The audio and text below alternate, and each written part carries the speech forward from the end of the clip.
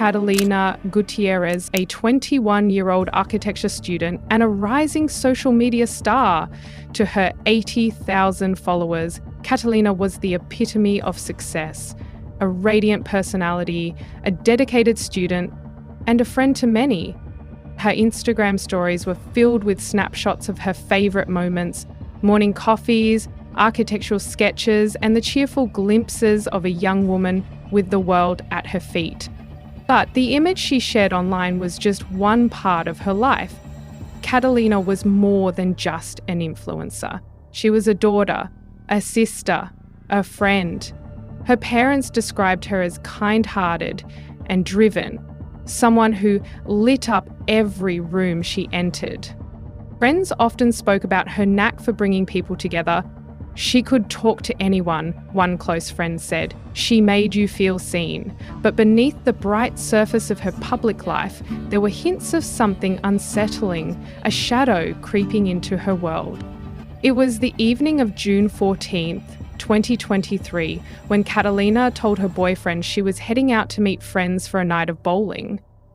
It wasn't unusual. She loved spending time with her close circle, and this night was no exception. She sent a cheerful voice memo to her boyfriend telling him she'd see him later. Her mother waved goodbye as Catalina stepped out the door, wearing her favourite denim jacket and carrying the small purse she always had with her. But that was the last time her family would see her alive. The hours passed, and her friends waited at the bowling alley, expecting her to walk through the door at any moment. Catalina never showed up. At first, they thought she might be running late, it wasn't like her, but things happened. They texted her, called her phone, no response. Minutes turned into hours, and their concern grew into a gnawing fear. Her boyfriend tried to stay calm, but the pit in his stomach grew heavier with every unanswered call. When he reached out to her family, their worry turned into action. They began retracing her steps, calling everyone they could think of. Catalina was responsible, always quick to respond. Something was wrong. Her parents reported her missing to the police in the early hours of the morning, their voices trembling with fear. She wouldn't just disappear, her mother insisted, clutching Catalina's photo. The authorities began their search immediately, understanding the urgency of the situation. Missing persons cases often hinge on the first 48 hours, and every second counted. As the morning sun rose, Catalina's family took matters into their own hands. Using the tracking app on her phone, they followed its signal, hoping to find her safe and sound. But the path led them to an abandoned parking lot, a cold, desolate place that sent chills down their spines. Her mother's car was parked there, eerily still. The sight of it was like a punch to the gut. "She has to be here," her father said, his voice wavering. But nothing could prepare them for what they were about to find. Inside the car lay Catalina's lifeless body, burned and unrecognisable. The scene was devastating. Her family collapsed in tears, their worst fears realised. So, the police quickly arrived, cording off the area and beginning their investigation. Who could have done this to her, and why? The crime scene was horrific. The level of violence suggested something personal, something deliberate. The investigators worked methodically, searching for clues, DNA, fingerprints, anything that could explain what had happened. But the condition of her body made it clear this was no accident. Catalina had been murdered in cold blood. As the news spread, Córdoba was shaken to its core. Catalina was a beloved figure, a young woman full of promise, now gone in the most brutal way imaginable. The city buzzed with speculation. Was this a random act of violence, or had someone targeted her? Friends and followers flooded her social media accounts with messages of shock and sorrow. How could this happen? They asked. Catalina's family was devastated but determined to find justice. She didn't deserve this. her father said, his voice breaking as he addressed reporters. She was our light. The pressure on the police to solve the case was immense. This wasn't just a murder, it was a message, and the community wanted answers. As investigators delved into Catalina's life, they began uncovering threads that led them to a surprising figure, Nestor Soto, a classmate of Catalina's. Nestor was quiet, reserved, and often overlooked. To most, he was just another face in the crowd. But the more they dug, the more questions arose. What connection did he have to Catalina? And why was he suddenly of interest to the investigation? As the pieces began to fall into place, a chilling picture started to emerge. The police discovered that Nestor had been obsessed with Catalina for months. His social media accounts were filled with cryptic posts, some of which seemed to reference her. He had even told mutual friends that he understood her better than anyone else. Was this admiration or something much darker? Deeply, deeply, deeply unbelievable. But before any conclusions could be drawn, the authorities had to gather more evidence. What they would find in the coming days would shock everyone, revealing a story of obsession, betrayal, and a crime that was as calculated as it was horrifying. The discovery of Catalina Gutiérrez's lifeless body sent shockwaves through Córdoba. A city once bustling with hope and vibrancy now reeled from the brutality of her murder. Investigators knew they were racing against time. The killer had left behind clues, but would they lead to justice? Or had he already slipped away? The clock was ticking and every detail mattered. The first breakthrough came from the scene itself. Catalina's car, where her body was found, held more than just the evidence of a horrific crime. It was a goldmine of forensic clues. Blood splatter patterns, partial fingerprints, and traces of accelerant used to burn her body all painted a picture of a crime committed with chilling precision. But the question remained. Who was behind it? The police needed more. Investigators turned their focus to Catalina's life. As a beloved influencer and student, she had a wide circle of friends, classmates, and admirers.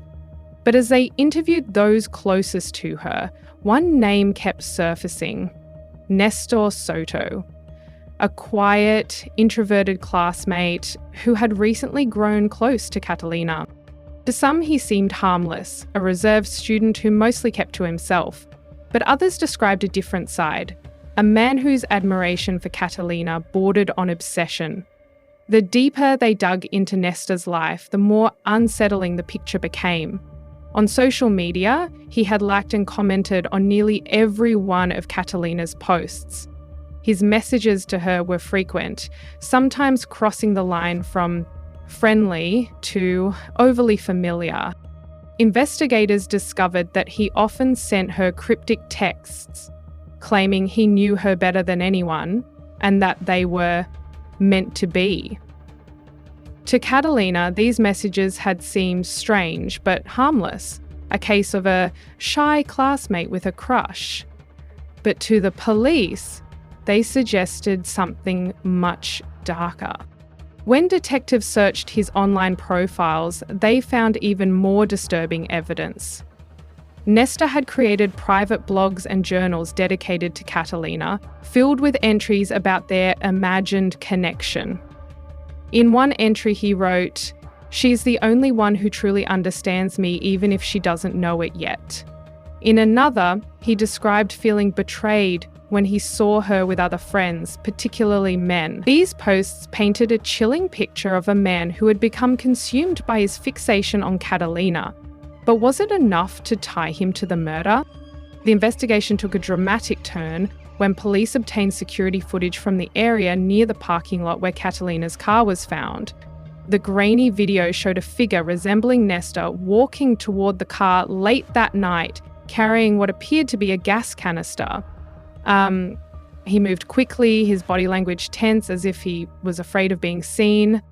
Things later, flames erupted from the car, illuminating the dark lot in an eerie glow. Forensic evidence further tightened the noose around Nesta. Tests confirmed that the accelerant used to burn Catalina's body matched the residue found on his clothing when police brought him in for questioning. Additionally, investigators found traces of his DNA on the car door handle and inside the vehicle. The evidence was mounting, but the most chilling revelation was yet to come. As the police pieced together the timeline, they uncovered a shocking detail. On the night of Catalina's murder, Nesta had texted her multiple times asking to meet. His tone was urgent, almost pleading. One message read, "I just want to talk. Please, I need to see you." Catalina, always kind-hearted, had agreed, unaware of the danger she was walking into. What did Nesta say to her that night, and how did their meeting take such a horrific turn? During questioning, Nesta initially denied any involvement. He claimed he had been at home unaware of Catalina's whereabouts, but as the evidence mounted, his story began to crumble. Under pressure, he confessed, but his confession wasn't one of remorse. Instead, it revealed the depths of his delusion. "She was everything to me," he told investigators. "But she didn't see it. She didn't understand." His voice, eerily calm, sent chills through the room. This wasn't just a murder. It was the act of a man consumed by his own twisted obsession. Nesta described how he had planned the meeting with Catalina, intending to confront her about her betrayal. He felt she had rejected him, choosing others over the connection he believed they shared. When she didn't respond the way he hoped, his anger boiled over. The argument escalated, and in a moment of rage, he attacked her. But what happened next was even more chilling.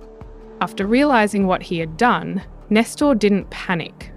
Instead, he meticulously planned how to dispose of Catalina's body. He drove her car to the abandoned parking lot, stopping along the way to buy the gas canister. He thought he could erase the evidence, but he underestimated the investigators who would piece together his every move. The confession sent shockwaves through Córdoba. How could someone so unassuming commit such a brutal crime? Friends and classmates were stunned, struggling to reconcile the Nestor they knew with the man who had confessed to murder. Catalina's family, heartbroken and furious, demanded justice. Her father's words captured the grief of a community. She trusted him, and he took everything from her. He robbed us of our daughter, our light. But the story wasn't over. The investigation had revealed Nesta's role, but the trial would bring new questions. Was this a crime of passion, or had he planned it all along? And would the justice system deliver the punishment he deserved? The trial of Nesta Soto, accused of the brutal murder of Catalina Gutiérrez, gripped the entire city of Córdoba. The courtroom was packed with reporters, Catalina's grieving family, and supporters demanding justice. The case had already shocked the nation, but what would unfold in court would reveal even more horrifying details about Nesta's obsession and the terrifying final moments of Catalina's life. The prosecution opened with a powerful statement painting a picture of a calculated killer driven by delusion and jealousy. This was not a crime of passion, the lead prosecutor said. This was the culmination of months of obsession, manipulation, and control. They presented the evidence: forensic details from Catalina's car, the DNA match on the gas canister, and the haunting security footage of Nesta walking toward the scene of the crime.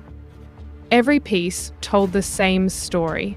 This was premeditated murder. The first days of the trial focused on the timeline of events leading up to Catalina's death. Witnesses, including her friends and family, testified about her last known interactions. Her boyfriend recounted the voice memo she sent that night, her voice full of life and excitement. He broke down in tears as he described the moment he realized something was wrong, the unanswered calls, the panic that set in. And the courtroom was silent, the weight of his words hanging in the air. But it was the testimony of Catalina's friends that began to unravel the extent of Nesta's fixation. Several classmates described how his behaviour toward her had grown increasingly unsettling in the months before her death. He would linger near her in class, interject himself into conversations, and make comments that bordered on possessive. He would say things like, "She doesn't even realise how much I care about her," one friend recalled. It was like he believed they had this special connection that didn't exist. The prosecution also presented the disturbing contents of Nesta's private journals and social media posts. Entries filled with longing, jealousy, and anger were read aloud in court. One passage, dated 2 weeks before Catalina's death, sent chills through the room. "She thinks she can ignore me, but she'll see. She'll understand who I really am." The entry revealed a mind spiraling into obsession, unable to separate reality from delusion.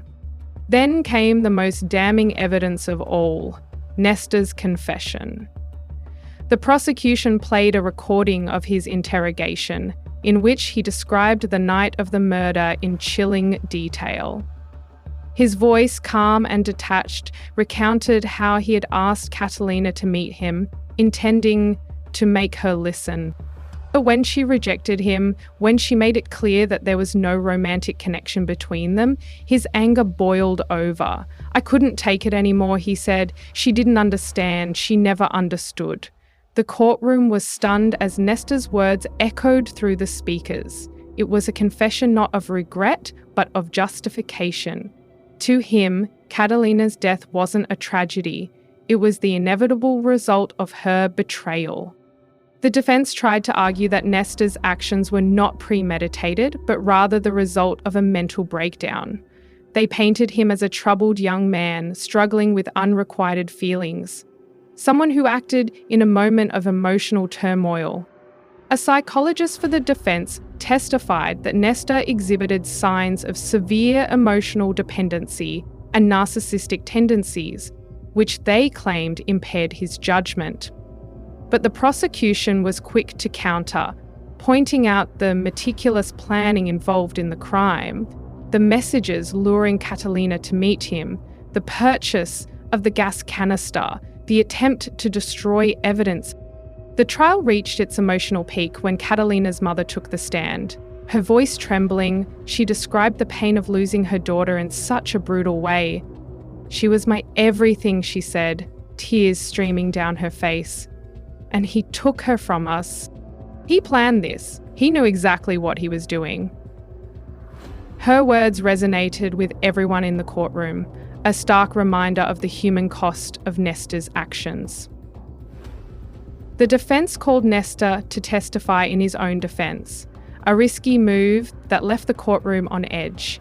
As he took the stand, his demeanour was eerily calm. He spoke about Catalina with a strange mix of longing and bitterness, describing her as someone who didn't appreciate what she had. When asked why he killed her, his response was chillingly simple: "She left me no choice." His lack of remorse was palpable, sending a wave of unease through the room. The jury deliberated for 2 days, but the outcome felt inevitable. The evidence was overwhelming, the intent clear. Catalina's family embraced, their fight for justice finally yielding results. Nesta was sentenced to life in prison, a punishment many felt was too lenient for the pain he had caused. But the trial left lingering questions. How had Nesta's obsession gone unnoticed for so long? Could Catalina's life have been saved if someone had intervened earlier? The case became a wake-up call for Córdoba and beyond, sparking conversations about the dangers of unchecked obsession and the importance of recognising red flags in relationships. The courtroom's echoes of justice had faded, but the haunting shadow of Catalina Gutiérrez's tragic death lingered in Córdoba, Argentina. While the conviction of Néstor Soto offered some closure, the impact of his actions extended far beyond the courtroom walls. The aftermath of the trial was a stark reminder of the fragility of trust and the devastating consequences of unchecked obsession. Catalina's family, still grappling with their loss, became the face of a movement. Her father, a man who had once found pride in his daughter's accomplishments, now carried the weight of her memory like a banner. "This isn't just about Catalina," he told reporters. "This is about protecting others." No family should go through what we've endured. His words struck a chord, igniting a national conversation about femicide, obsession, and the systemic failures that allowed her tragedy to unfold. Catalina's story became a rallying cry for justice and change. Vigils were held in her honour, with hundreds of people gathering to light candles and share memories of a young woman whose light was stolen too soon. Her friends and family established the Catalina Gutiérrez Foundation, an organisation dedicated to raising awareness about relationship violence and the warning signs of obsessive behaviour. The foundation launched educational campaigns, reaching schools and universities across Argentina, where students were taught to recognise the red flags of unhealthy relationships. Social media, the platform that had once celebrated Catalina's vibrant life, became a powerful tool for advocacy. The hashtag Justice for Catalina went viral, uniting voices from across the globe. Stories of similar experiences surfaced as victims shared their encounters with stalkers, obsessive behaviour, and the fear of speaking out. Her death became a symbol of the fight to protect women everywhere. The Argentine government, facing mounting pressure, introduced legislation aimed at addressing stalking and obsessive behaviour before it escalated into violence. Dubbed Catalina's Law, the proposed bill sought to empower law enforcement to act on reports of harassment and provide resources for victims. It was a small step forward, but one that gave her family hope that her death might save others. For Catalina's loved ones, life would never be the same. Her mother, who had spent countless mornings watching her daughter prepare for her day with boundless energy, now faced an empty chair at the breakfast table. "Every morning, I think I hear her voice," she said in a tearful interview. "And every morning, I remember she's gone." The grief was compounded by the knowledge that Catalina had tried to help the very person who took her life. Her kindness had been used against her. Her friends struggled to move forward, haunted by the memories of her laughter and the what-ifs that now plagued their minds. What if they had noticed the danger sooner? What if someone had spoken up about Nesta's behaviour? These questions became a heavy burden, but also a call to action. Many of Catalina's friends became involved with her foundation, channeling their grief into advocacy and education. For Nesta's family, the trial brought its own kind of pain. They had been blindsided by his actions, struggling to reconcile the quiet, reserved young man they knew with the monster revealed in court. His parents issued a public apology to Catalina's family, expressing their sorrow and disbelief. "We're grieving too," his mother said, "for the son we thought we knew and for the life he destroyed." Catalina's death sparked widespread discussions about the warning signs of obsession and the importance of speaking up. Psychologists and experts in mental health weighed in, urging communities to take concerns about stalking and harassment seriously. "Obsession isn't romantic, it's dangerous," one expert explained during a televised interview.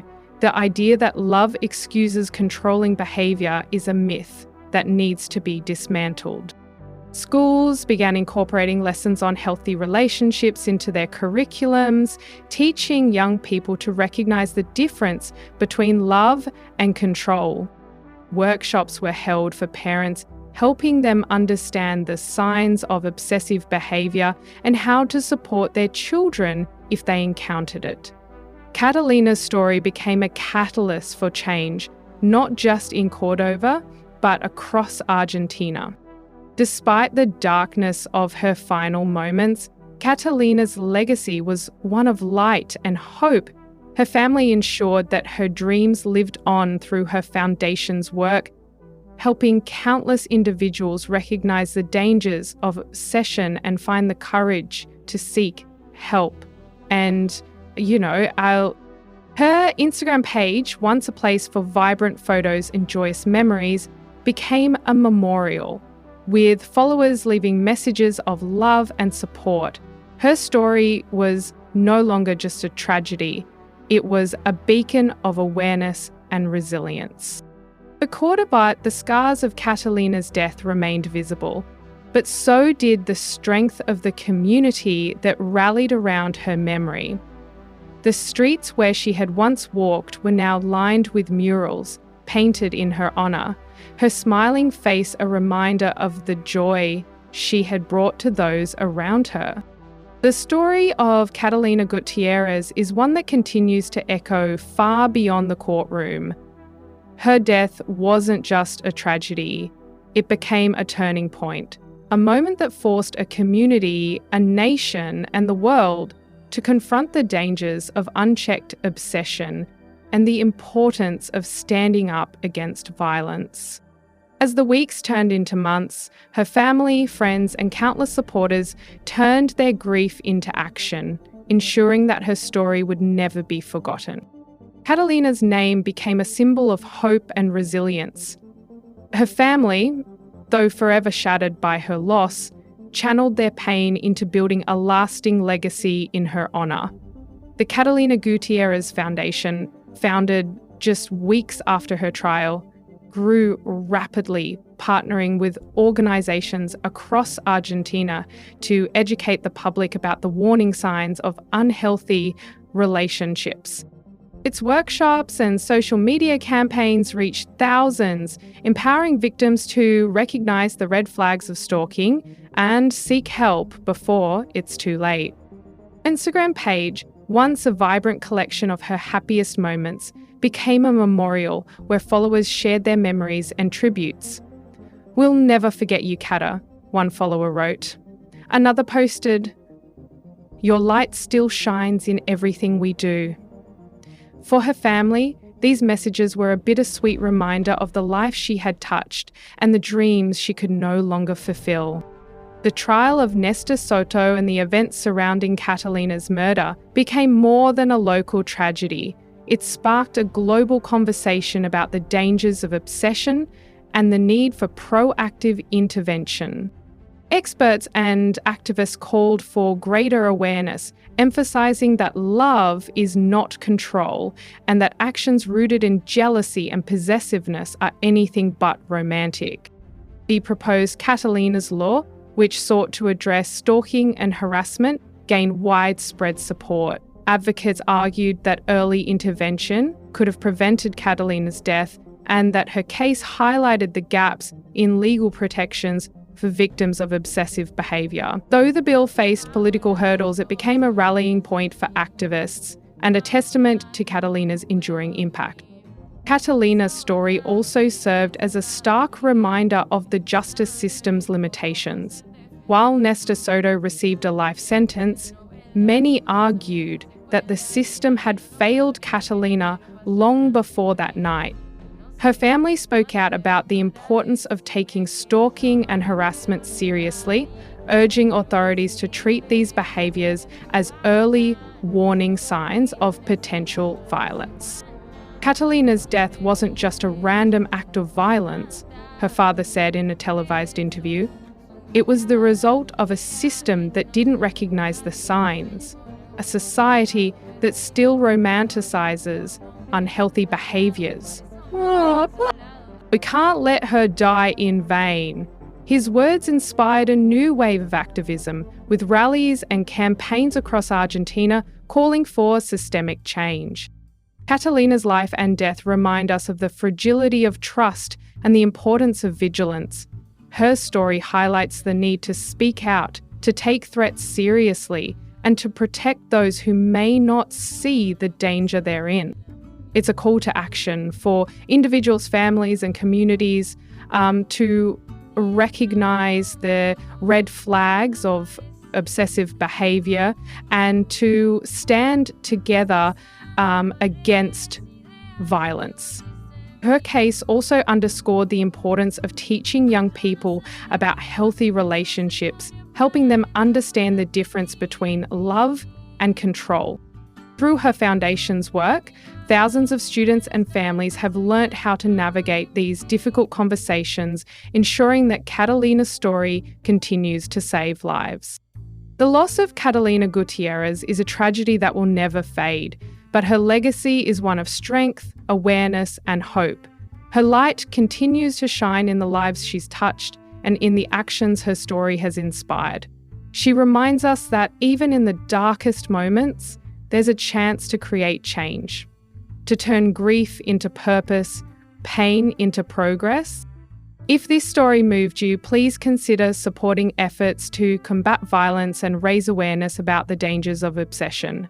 Subscribe to our channel to hear more stories like this, where truth and justice meet, and join us in making a difference. Like this video, share your thoughts, and help us spread Catalina's message. Together, we can ensure that her story is never forgotten. Thank you for watching, and remember, stay vigilant, stay informed, and always stand up for what's right.